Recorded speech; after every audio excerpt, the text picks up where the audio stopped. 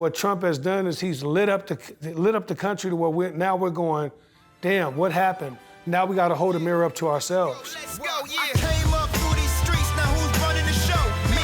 Ha ha, he, yeah. We topping the bill now, stacking the bills now, stacking them. This is Van Jones. I'm here with another installment of Be Woke.Vote. I'm here with the Messy Truth crew. We're doing this together with an amazing brother, Deon Taylor. All right. This brother is unbelievable, a film guy, TV guy, partnered with the legendary Robert Smith, and for some reason has such poor judgment that in the middle of shooting a movie with major stars, decided that this was something he wanted to take on and add to his plate. So my first question, given the fact that you're doing it in the middle of a movie with Hilary Swank and all this sort of stuff, why did you make the decision to prioritize Be Woke.Vote and get this whole thing going?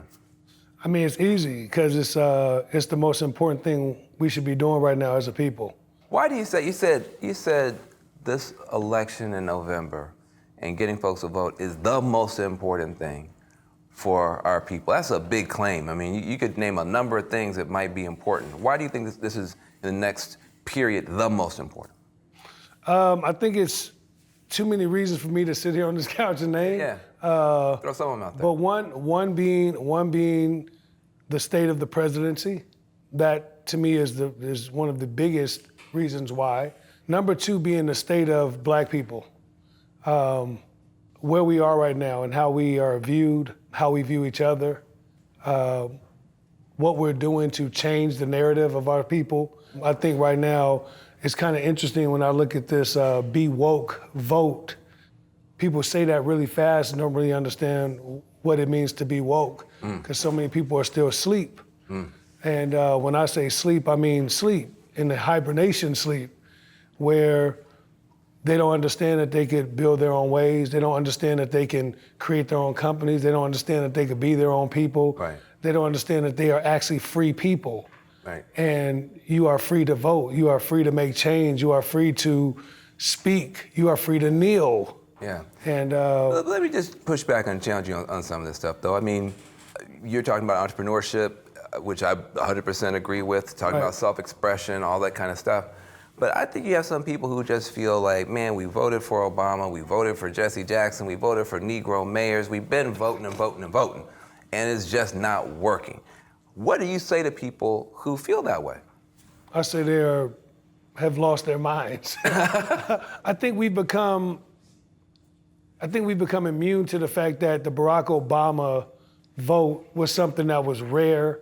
It was different. It was something we all did because of, at times, whether you understood what he stood for or not, it was like for the culture. We was like, oh, it's a Black dude up there, we're all going to vote. But before that, we weren't there. We weren't at the polls. There's almost like a secondary effect from Obama, it seems like to me. But I don't hear us talking about, okay, you know, the White House, we can't do anything about that till 2020. But 2018, we got some governors we can vote for. We got some people we can vote for. You know, one of the things that I think is interesting about the situation that you're in, situation that I'm in, you know, there's nobody ahead of us in line anymore. No one. I mean, That's funny. You know what I mean? Like, I'm 50 years old. I remember when I could look way down the road at a Jesse Jackson or even an Al Sharpton, even a Barack and Michelle Obama. Yeah. And suddenly that we're those cats. You're it. Like, we're it. You know what I mean? You're It's like, you know, I'm Yeah. sure you were looking way down the road at a Spike Lee or way down the road at a John Singleton. Now, like, you're that guy. Yeah, no, that's a big weight. Is that a part of what your passion? When I was growing up, not to say these were the greatest people on earth at all, but I remember vividly watching Michael Jordan getting ready to go to a Bulls game as a basketball player, getting out of a Ferrari in a three-piece suit and going like, damn, I want to be that. Right. You know what I mean? Now when you look at it, the role models on social media. It's guys that, you know, on YouTube that's got 50 million views on, you know, how to hit themselves over the head with a bottle, or, you know, I got this many guns, or I rap like this, and I got this car, and I smoke this much weed. And I'm saying, man, like the youth for my daughter, I'm like, I'm not worried anymore because I'm here, because I'm like, yo, here's what we gonna do. Right. And this is how this whole thing came about, which is like, how do you get the greatest minds, the greatest people that's on the turf right now to get up and talk about realism? I've never talked about this publicly. Right. The Hillary Clinton campaign never put the money to the grassroots the way Obama did. That's right. It was all wasted I agree with that. on dumb TV ads that nobody can remember to this day. That's right. And a data operation that failed. Right. Nobody has held any of those white folk accountable. They all still have jobs. They all still in charge of everything. Meanwhile, we're the ones paying the price. So part of what I'm hoping will happen is that we'll start to think more rationally. If all you really have is a really bad campaign run by Hillary Clinton and her cronies, yes, and a 70,000 vote problem in the industrial Midwest, maybe we can calm down a little bit, not keep getting spun up, and his whole game is keep us spun up. Right. Keep us excited, scared, and so then we become more like him. Yeah. He's ADD, now we're ADD. The whole country's ADD. You know what I mean? Yeah. And so presidents have a power to kind of make you like them whether you like it or not. That's right. What I want to say is, look, he can run the White House, he's not gonna run my house. Right. I'm not going to get up every day and be spun up and upset about him. I'm going to be cool, calm, and rational. I'm going to say to myself, what organizations can we support? What movements like this can we support to get the right information to people? Right. So that people are not being told, oh, Trump can't win. Brother, I was never saying that Trump couldn't win. Right. I posted something in June of 2016 explaining how Trump was going to win. That's right. I got every state right but Wisconsin in June of 2016, but I had no platform. Yep. I had no ability to get it to my people. Yep. So part of what this is, we need good information, yes, smart information, right, and inspiration delivered to the right population. I want us to be building a different kind of movement. We have to. That is not just about data, but it's also about wisdom. And insight. Yes. And being emotionally mature enough not to have a clown trick you into being in his circus every day. But it's also driven by real passion. And just to speak to that, what I don't think a lot of people understand, which Trump does understand, one of the very few things he does really get is the social movement. So where Democrats, like you just alluded to so eloquently, which is they spent a bunch of money on TV. I remember vividly, and I'll be the first person to say it, I remember watching the TV and seeing Colin Kaepernick right after all the stuff was going on. They asked him, hey, who you voting for? And I remember Colin Kaepernick said, I'm not voting for anyone because this person is that and that person is that. And I remember going, Jesus, what just happened? Because the reality is he just told a nation of kids that's a cool way to do it. Ain't neither one of them good, right? And then you go, well, damn, what does that mean? Right. You got to pick someone. Yeah. Now, here's what I think has happened. Trump was needed. And no one will admit this. He's a necessary evil. And you talked about it earlier before, which is we're being reactive, right? Well, that's what we are. We're reactive people. We're never proactive, we're reactive. So what has to happen now is what Trump has done is he's lit up the country to where we're going, damn, what happened? Now we got to hold a mirror up to ourselves.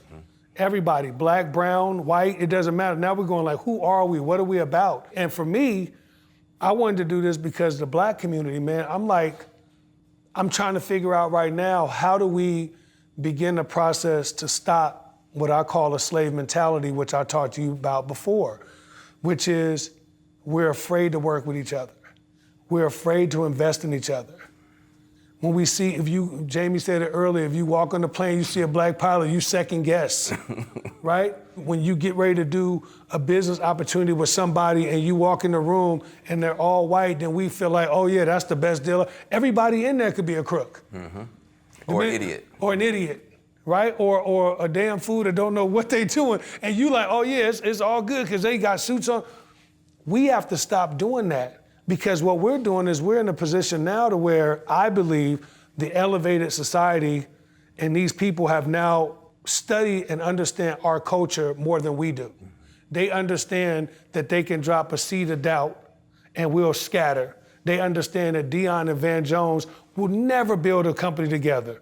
They understand that. At some point, they know that there's something in our minds that either come down to money, power, or whose company is it? It always comes down to money, decision-making, and credit. That's right. That's right. And one of those three is always going to be the breakdown. That's right. And yet other people can figure out ways around all that and keep pushing. Yep. Literally all summer long I was saying, I don't want these midterms to go down without right. me having some kind of digital You play. have to. The only person that I know of in cable news that has a right to do independent digital stuff Incredible. under the Messy Truth brand. But I'm like the dog that caught the car. Yep, I that's don't right. know how to drive. I caught the Right. car. Yeah. But then how am I supposed to, having gotten these digital rights, Yeah. actually execute on them? Do something that will actually reach folk. And then at that very moment, you reached out to me. It's crazy. And so literally you got a guy who's got rights and doesn't know how to use them. Yep. And then you're somebody who knows how to use them, but you That's don't right. have the microphone It's the I've perfect got. team, man. And you put together, man. That's God, though, man. That's God. That's God. And a lot of times we tend to shy away from saying that. Nope. A lot of people that understand what God truly means in your life and understands that, and you wake up with light and integrity and understand that God really works. Yes. You understand moments like that. You know what's amazing is to be 50 years old. I turned 50 years old in September. I remember when hip hop was nothing. I mean, That's right. I remember the first summer when I heard Planet Rock, and to watch something go from a couple of 45s Yeah.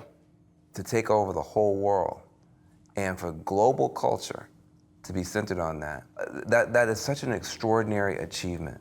That gives me a sense of the power of this community. Yeah.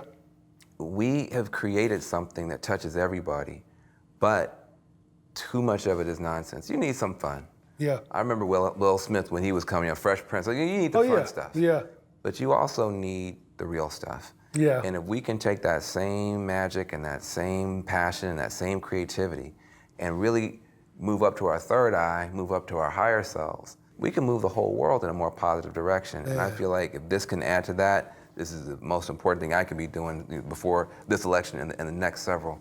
What's interesting is when you pull it all the way back and realize right now that we don't own it and we don't control it.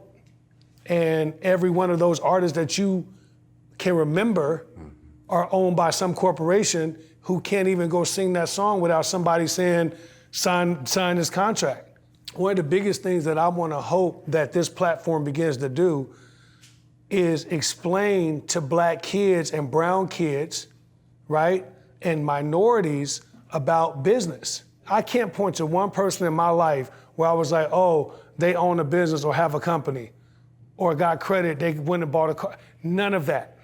But the reality is you have to be in a position now of power where we have to begin to tell us how to do business, because 9 times out of 10, a Black man or a Black woman gets an opportunity to do something in the business field. They fail once and they never have the opportunity to do it again.